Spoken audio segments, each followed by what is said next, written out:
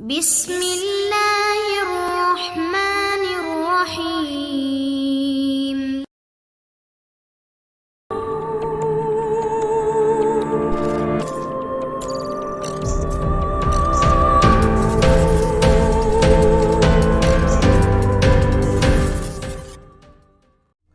السلام علیکم دوستو،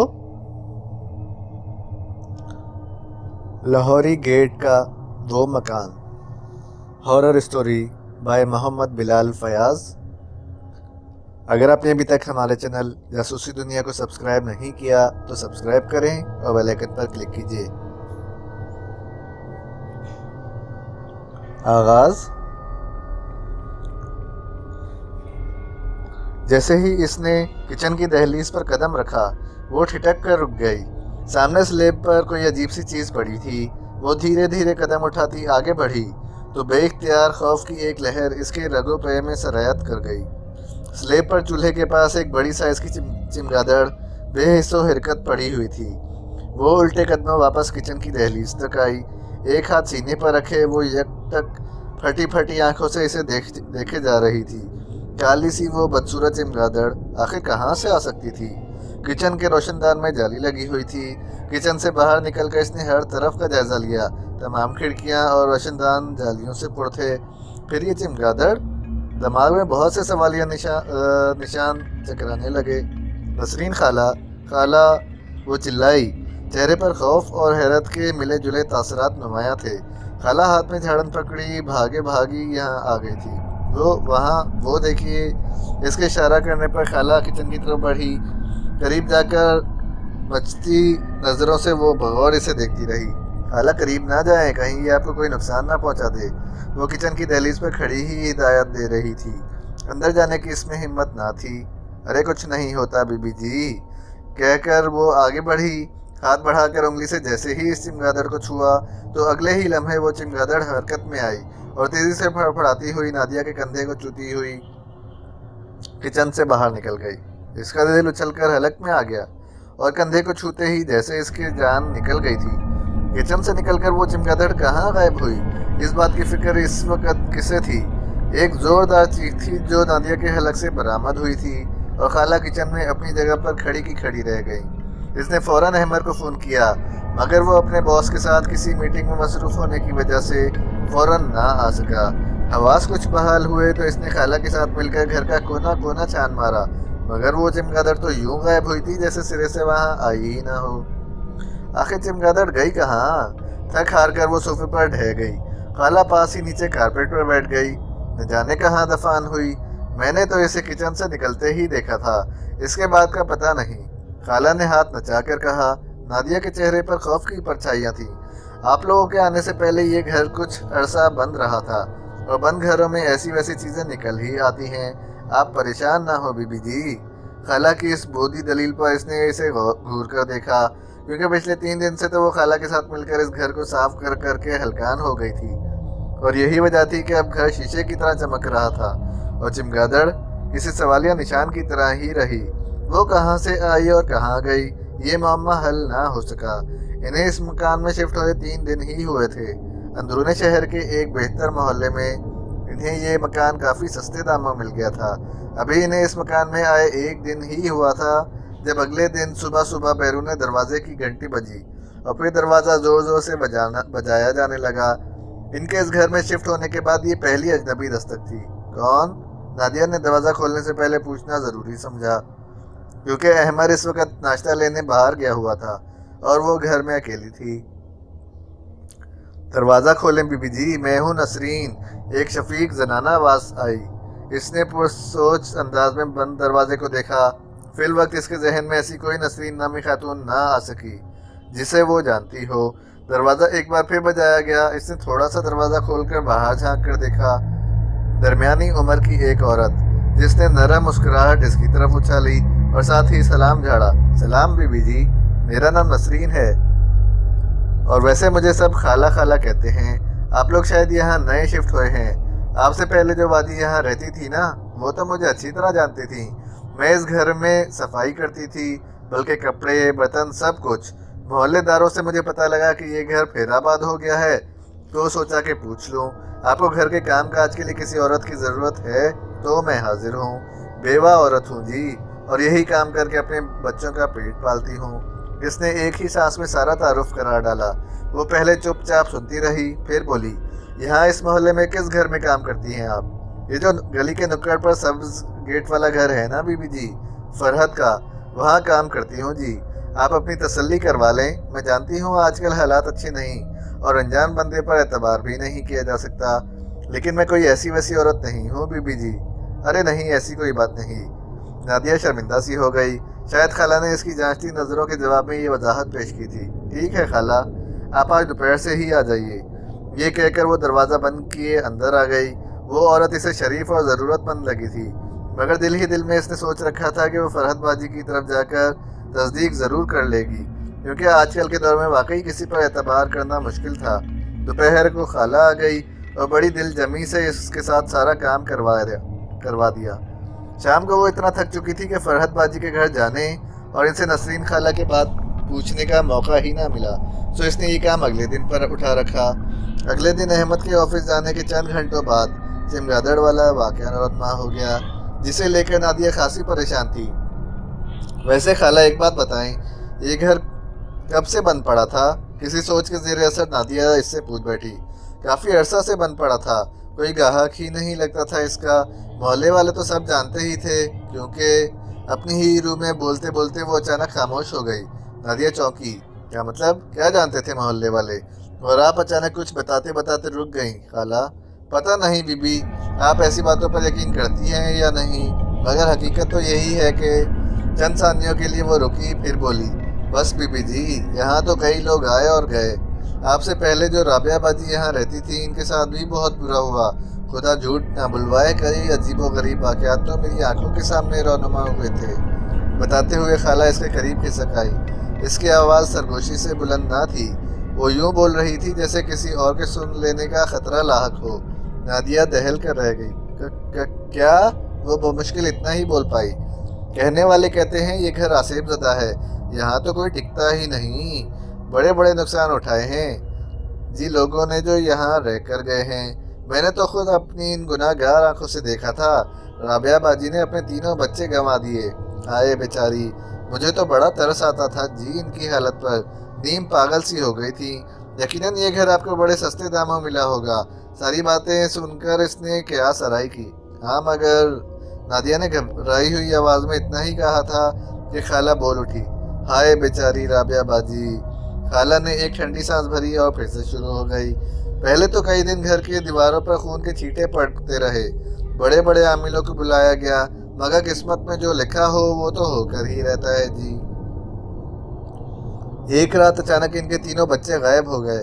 بڑا بیٹا 10 سال کا تھا، اس کے بعد بیٹی تھی 8 سال کی، اور سب سے چھوٹا بیٹا 5 سال کا تھا۔ ہائے معصوم بچے، آج بھی سوچتی ہوں تو کلیجہ منہ کو آتا ہے۔ کیا مطلب؟ کیا راتوں رات تینوں بچے خود بخود گھر سے غائب ہو گئے؟ ارے ہاں تو اور کیا، صبح اٹھ کر دونوں میاں بیوی نے پاگلوں کی طرح انہیں ڈھونڈا، پورا گھر چھان مارا، مگر بچے تو کہیں نہ ملے۔ لیکن گھر کے پچھلے صحن کا نقشہ ہی اور تھا۔ صحن میں ایک ساتھ قطار میں 3 قبریں بنی ہوئی تھیں۔ ہائے نہیں، نادیہ کے منہ سے بے اختیار چیخ نکلی تھی۔ ارے آگے تو سنیے بی بی جی۔ رابعہ باجی تو خوف سے وہیں بے ہوش ہو گئی۔ ان کے شوہر نے پاگلوں کی طرح آگے بڑھ کر قبریں کھود ڈالیں۔ ان کے تینوں بچے قبروں میں مردہ حالت میں پڑے ہوئے تھے۔ اف، کیا قیامت تھی جو ان دونوں پر ٹوٹی تھی۔ ہر آنکھ اشک بار تھی۔ خدا ایسا دکھ دشمن کو بھی نہ دے، خالہ نے کانوں کو ہاتھ لگا کر کہا۔ اور نادیہ کی تو وہ حالت تھی کہ کاٹو تو لہو نہیں۔ اس نے زندگی میں پہلی بار بے اولاد ہونے پر اللہ کا شکر ادا کیا تھا۔ بس بی بی جی، سنا ہے کوئی ایسا زبردست آسیب ہے یہاں جو کسی کو بسنے بھی نہیں دیتا، اس گھر میں برباد کر کے رکھ دیتا ہے۔ خدا آپ لوگوں کو محفوظ رکھے۔ سکڑی سمٹی بیٹھی نادیہ سانس روکے آنکھیں پھاڑے خالہ کی باتیں سن رہی تھی۔ اور جب بچوں کا پوسٹ مارٹم کرایا گیا تو یہ بات سامنے آئی کہ بچوں کی موت دم گھٹنے کی وجہ سے ہوئی ہے۔ اوہ میرے خدایا، تو کیا بچوں کو زندہ سلامت قبر میں گاڑ دیا گیا تھا؟ نادیہ کے منہ سے بے اختیار نکلا۔ ہاں جی، سب یہی خیال کرتے ہیں۔ اور بچوں کی المناک موت سے ایک دن پہلے میں نے رابعہ باجی کے بیڈ روم میں جو منظر دیکھا، میری تو جان نکل گئی جی۔ کیا دیکھا خالہ آپ نے؟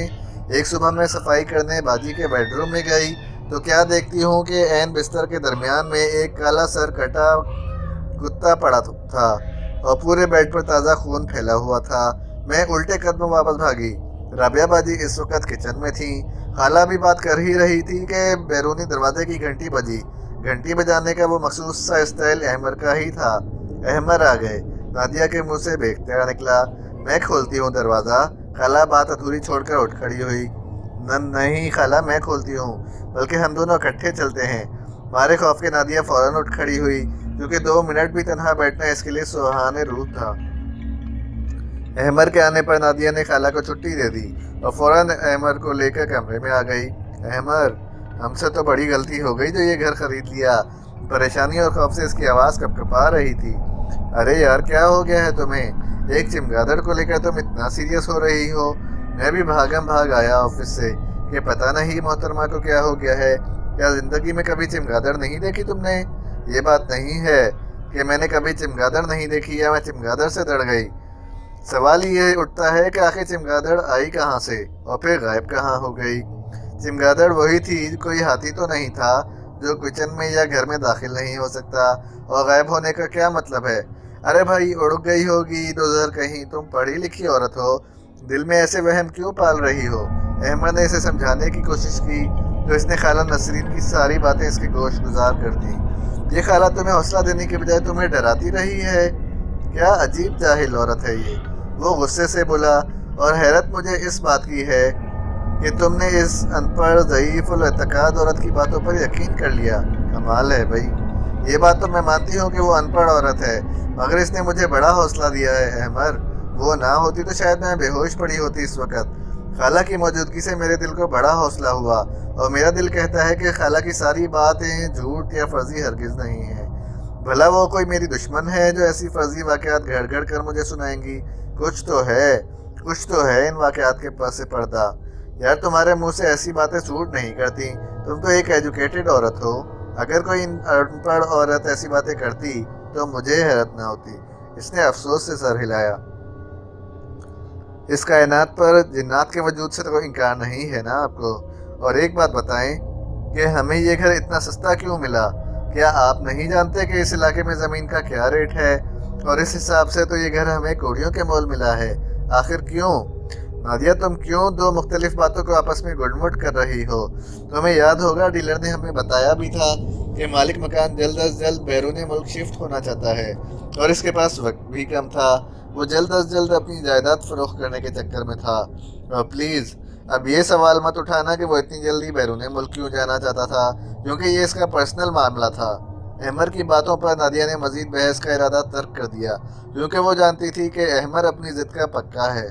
وہ کبھی بھی سنی سنائی باتوں پر یقین نہیں کرے گا۔ مگر وہ رات نادیہ پر خاصی بھاری گزری تھی۔ ساری رات وہ نہ سو سکی۔ کبھی اس کی آنکھوں کے سامنے سر کٹا کالا کتا آ جاتا اور کبھی بدصورت چمگادڑ۔ 3 بچوں کو گھر کے پچھلے صحن میں قبریں بنا کر ان میں زندہ گاڑ دینے والی بات اس کے ذہن کی اسکرین پر ساری رات کسی فلم کی طرح چلتی رہی تھی۔ اگلے دن احمد کے دفتر جانے کے بعد وہ خالہ کا انتظار کرنے لگی۔ آج وہ معمول سے کچھ لیٹ ہو گئی تھی۔ آدھا گھنٹہ مزید انتظار کے بعد بھی جب وہ نہ آئی تو اسے دھوپ لگوانے کے لیے بستر اٹھائے اور چھت پر جانے کے لیے سیڑھیاں چڑھنے لگی۔ چھت کا دروازہ کھل کر جیسے ہی اس نے چھت پر پہلا قدم رکھا، خوف و دہشت سے بے اختیار اس کی چیخ نکل گئی۔ ایک لمحے کے لیے وہ پھترا کر رہ گئی۔ یہ سب اسے اپنی آنکھوں کا دھوکہ محسوس ہو رہا تھا۔ پوری چھت اس وقت چھوٹے بڑے چمگادڑوں سے بھری ہوئی تھی۔ بدصورت ہیئت کے بہت سے چمگادڑ چھت پر اڑتے گرتے بڑا ہی ہیبتناک منظر پیش کر رہے تھے۔ دن کی اس روشنی میں بھی اسے لگا جیسے وہ کوئی رات کے آخری پہر کا ڈراؤنا خواب ہے۔ ایک جھٹکے سے وہ الٹے قدموں نیچے بھاگ آئی تھی۔ بستر تو سیڑھیوں پر ہی گر گیا تھا۔ کچھ دیر بعد خالہ آئی تو وہ ڈرتے ڈرتے دروازے تک گئی۔ شکر ہے خالہ آپ آ گئیں، وہ اس سے لپٹ گئی۔ ارے کیا ہوا بی بی، خیریت تو ہے؟ بس خیریت ہی تو نہیں ہے خالہ، یہ کہہ کر اس نے سارا واقعہ اس کے گوش گزار کیا۔ ہائے میرے خدا، خالہ نے سینے پر 2 ہتھڑ مارا۔ بی بی میری بات مانو تو یہاں سے چلی جاؤ، اس سے پہلے کہ یاسیب تمہیں یا تمہارے شوہر کو کوئی جانی نقصان پہنچائے۔ وہ جو پہلے ہی خوفزدہ تھی خالہ کی بات سن کر مزید دہل گئی۔ شام کو احمد آفس سے آیا تو نادیہ آج کا تازہ واقعہ اس کو سنانے کے لیے بے چین تھی۔ اس نے خاموشی سے سارا واقعہ سنا۔ دل ہی دل میں وہ سوچ رہا تھا کہ نادیہ کو وہم ہو چلا ہے اور اب اس کے وہم کا علاج تسلی کے اور کچھ نہیں ہے۔ اگر وہ اسے اس بات کا احساس دلاتا کہ وہ مستقل وہم کا شکار ہو گئی ہے تو ایک نئی بحث کا آغاز ہو جاتا۔ سو اس نے فی الوقت بات بدلنا ہی مناسب سمجھا۔ تم فکر نہ کرو، اللہ ٹھیک کرے گا، تم بس جلدی سے میرے لیے کھانا لگاؤ، بہت بھوک لگی ہے، میں جلدی سے نہا کر فریش ہو جاؤں۔ یہ کہہ کر وہ واش روم میں گھس گیا۔ نادیہ مرے مرے قدموں سے کمروں سے باہر نکل گئی۔ 15 منٹ بعد وہ واش روم سے باہر نکلا تو ششدر رہ گیا۔ اٹیچڈ واش روم کی دہلیز پر قدم رکھے وہ ساکت تھا۔ بستر کی چادر جو 15 منٹ پہلے بے داغ تھی اب اس پر جا بجا تازہ خون کے دھبے تھے۔ وہ ٹھہرے ٹھہرے قدموں سے آگے بڑھا، خون کے تازہ سرخ قطروں کو انگشت شہادت سے چھوا اور چند لمحے بغور دیکھتا رہا۔ یکایک اسے احساس ہوا کہ خون اسی انگلی کے پور سے بہہ رہا ہے، بالکل اسی جگہ سے جہاں سے اس نے بستر پر موجود خون کو چھوا تھا۔ اس نے کندھے پر پڑے تولیے سے انگلی صاف کی مگر خون دوبارہ بہنا شروع ہو گیا۔ کبھی وہ حیرت سے اپنی انگلی سے بہتے خون کو دیکھتا اور کبھی بستر پر موجود خون کے چھینٹوں کو۔ یہ وہم ہرگز نہ تھا۔ اگر یہی بات اسے نادیہ بتاتی تو وہ ہرگز یقین نہ کرتا اور اسے اس کا وہم قرار دے دیتا، مگر اس غیر معمولی نوعیت کے واقعے نے فی الوقت اس کے حواس منجمد کر دیے تھے۔ کھانا تیار ہے احمد، آ جائیں، میں کب سے آپ کا ویٹ کر رہی ہوں۔ اپنی ہی روح میں بولتی وہ اندر داخل ہوئی، لیکن اندر کا منظر دیکھ کر اس کی زبان تالوں سے چپک گئی تھی۔ جب تک خالہ نہ آ جائیں آپ مجھے اکیلا چھوڑ کر آفس نہ جائیے گا۔ اگلے دن صبح ناشتے کے بعد نادیہ نے اسے بڑی فکر مندی سے کہا۔ وہ رات دونوں نے تقریباً جاگتے ہی گزاری تھی۔ فکر نہ کرو، میں تب ہی جاؤں گا جب خالہ آ جائے گی، تمہیں اکیلا چھوڑ کر نہیں جاتا، اس نے تسلی دی۔ اور پلیز کچھ کریں احمد، کوئی اور گھر دیکھیں، ہمیں جلد از جلد اس گھر کو چھوڑ دینا چاہیے۔ پہلے تو آپ میری بات پر یقین نہیں کرتے تھے مگر اب تو آپ نے خود اپنی آنکھوں سے دیکھ ہی لیا ہے کہ اس گھر میں کیسے کیسے عجیب و غریب واقعات رونما ہو رہے ہیں۔ تم فکر نہ کرو، میں کچھ کرتا ہوں۔ اسی وقت بیرونی دروازے کی گھنٹی بجی۔ لگتا ہے خالہ آ گئیں، نادیہ کہتی ہوئی اٹھ کھڑی ہوئی۔ شہروز اس کا کولیگ ہونے کے ساتھ ساتھ اچھا دوست بھی تھا۔ آفس میں آ کر چند ضروری کام نمٹانے کے بعد وہ شہروز کے کیبن میں چلا گیا اور سارے واقعات منوان اس کے گوش گزار کر دیے۔ وہ خاموشی سے سب سنتا رہا، پھر بولا، بات تو خاصی تشویشناک ہے، میں ایک بابا جی کو جانتا ہوں، مجھے پوری امید ہے کہ وہ اس سلسلے میں تمہاری مدد ضرور کریں گے۔ پھر کب چلیں ان کے پاس؟ جب تم کہو۔ ٹھیک ہے، آج آفس سے واپسی پر چلتے ہیں، وہ جھٹ سے بولا، کیونکہ وہ جلد از جلد ان سے ملنا چاہتا تھا اور اب تو اسے بھی کافی حد تک یقین ہو چلا تھا کہ گھر میں کچھ تو ہے۔ اس نے اپنی انگشت شہادت کو غور سے دیکھا، جہاں ابتدائی طبی امداد کے بعد خون تو اب رک چکا تھا مگر ایک بڑا واضح زخم کا نشان وہاں موجود تھا جو اس کے لیے کسی معمے سے کم نہ تھا۔ احمد کے آفس سے آنے تک اس نے خالہ کو روکے رکھا تھا کیونکہ تنہا رہنے کا سوچ کر ہی اس کے رونگٹے کھڑے ہو جاتے تھے۔ اس دن احمد واپس آفس سے آیا تو اس کے ہمراہ ایک لمبی سفید داڑھی والے بزرگ تھے۔ احمد نے نادیہ کو ایک طرف لے جا کر بابا جی کے بارے میں بتایا تو اسے امید کی ایک کرن نظر آئی۔ بابا جی پورے گھر کا بغور جائزہ لیتے رہے، گھر کے تمام افراد، احمد، نادیہ اور حتیٰ کہ خالہ کو بھی گور گور کر دیکھتے رہے، پھر ہنکارہ بھر کر بولے، گھر میں کل کتنے افراد رہائش پذیر ہیں؟ اس دوران وہ ہاتھ میں تسبیح لیے مسلسل کچھ پڑھتے جا رہے تھے۔ 120 بے اختیار خالہ نسرین کے منہ سے نکلا۔ نادیہ اور احمد نے گھوم کر اس کی طرف دیکھا، انہیں خالہ کی دماغی حالت پر شبہ ہوا۔ نادیہ کو خالہ سے اس بے وقوفی کی توقع نہ تھی۔ بابا جی بھی پورے خالہ کی طرف متوجہ ہو گئے۔ وہ گڑبڑا کر بولی، معاف کیجیے گا، میں مکان نمبر بتا بیٹھی، یہ مکان نمبر 120 ہے۔ اس بودے جواز پر احمد اسے گور کر رہ گیا۔ سوال گندم اور جواب چنا۔ خالہ بے چینی سے پہلو بدل رہی تھی۔ بابا جی نے حسب عادت ہنکارہ بھرا، پھر گھر کے در و دیوار کو بغور دیکھتے ہوئے بولے، پورا کمبا ہے، اچھی خاصی تعداد ہے بھائی۔ کیا مطلب بابا جی؟ میں سمجھا نہیں۔ وہ بابا جی کو لیے اور ڈرائنگ روم میں آ گیا تھا۔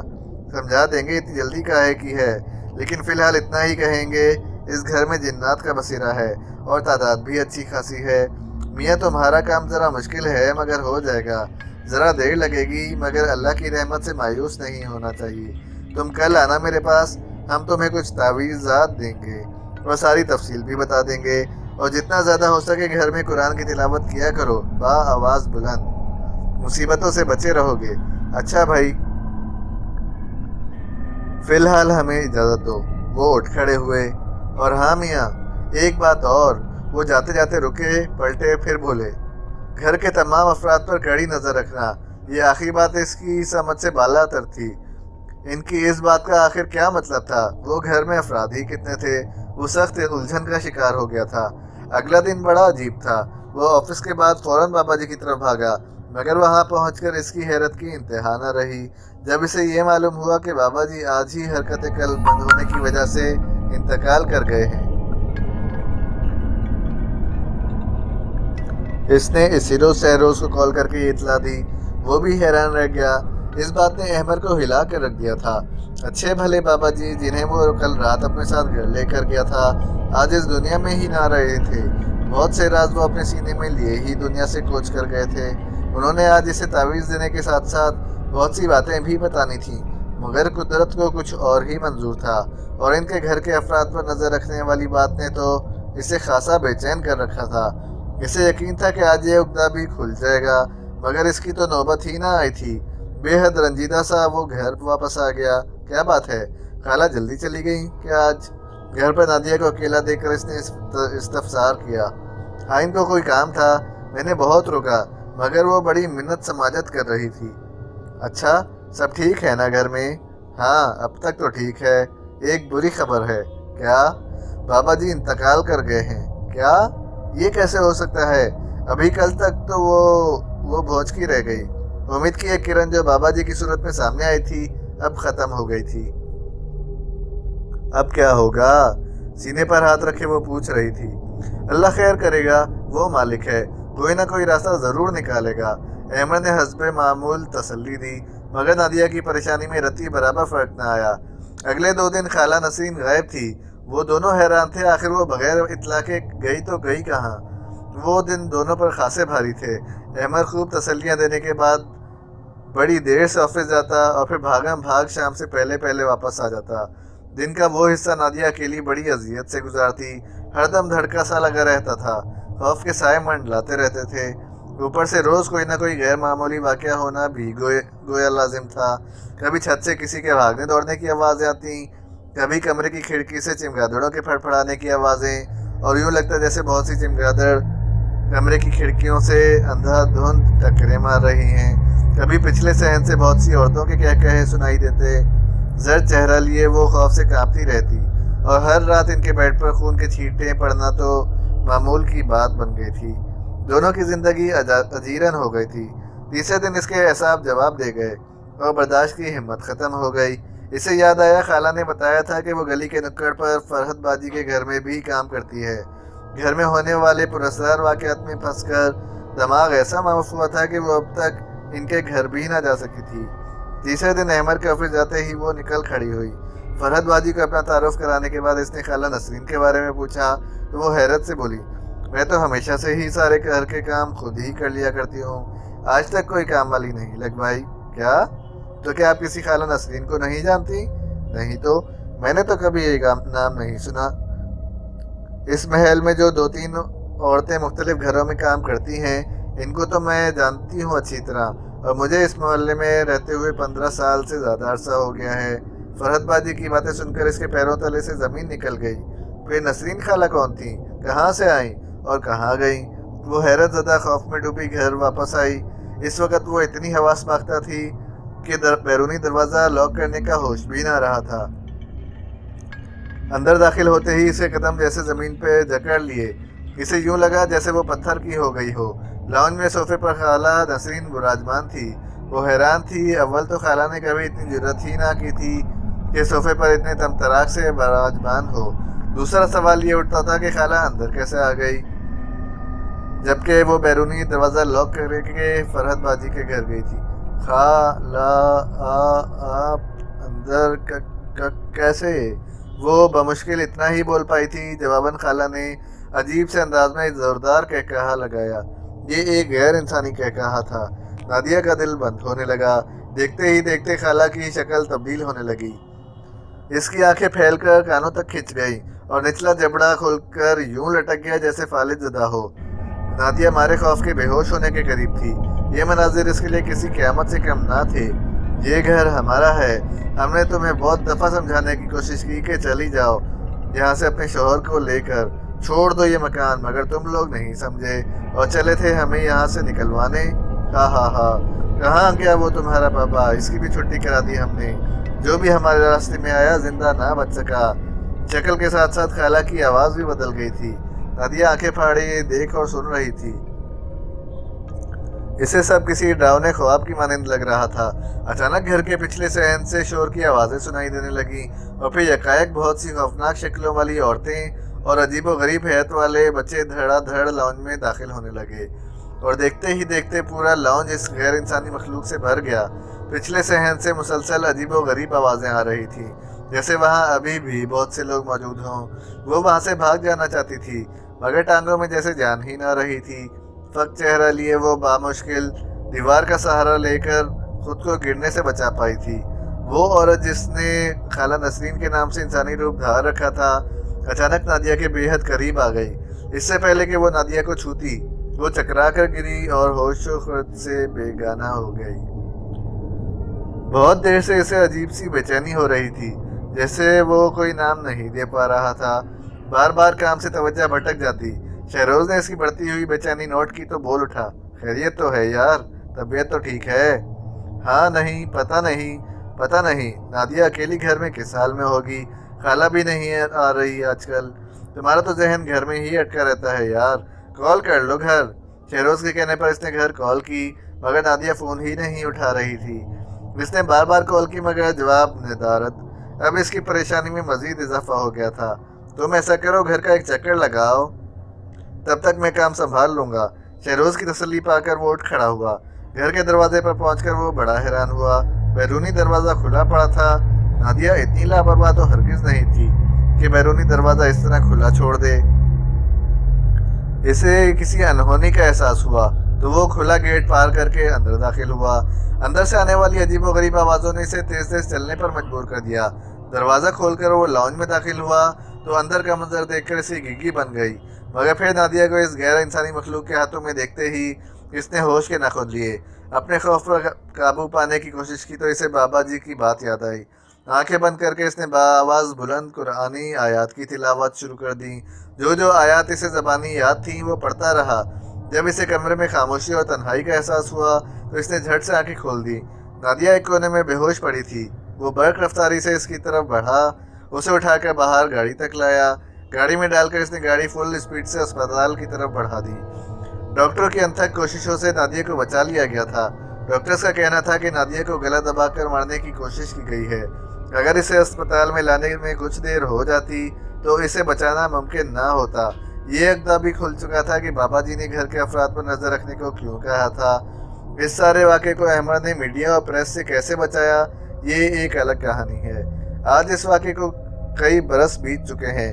نادیہ کے صحت یاب ہونے کے بعد ان دونوں نے غلطی سے بھی اس آصف زدہ مکان میں قدم نہیں رکھا اور دوسرا مکان کرائے پر لے کر رہنے لگے۔ مگر اتنے سال گزر جانے کے بعد بھی آج بھی اندرون لاہوری گیٹ لاہور کے ایک محلے میں آج بھی وہ پراسرار مکان بڑی ہیبت سے کھڑا ہے، ویران اور خالی۔ شام کے بعد لوگ اس مکان کے آگے گزرنے سے بھی خوف کھاتے ہیں۔ ختم شد۔